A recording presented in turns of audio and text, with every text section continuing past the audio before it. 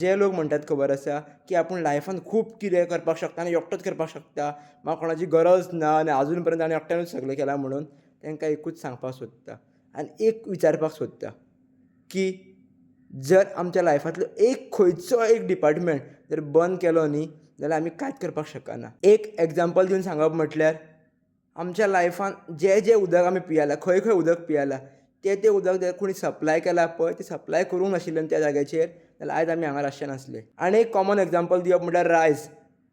जल्मा पासून आमी आतां पर्यंत खंय खंय जेयला खबर आहा रायस, वेगळे वेगळे आयटम आसले रायसाचे, ते जर थंय सप्लायूच जावंक नासले न्हू जाल्यार आमचें कितें जावपाचें चिंता न्हू.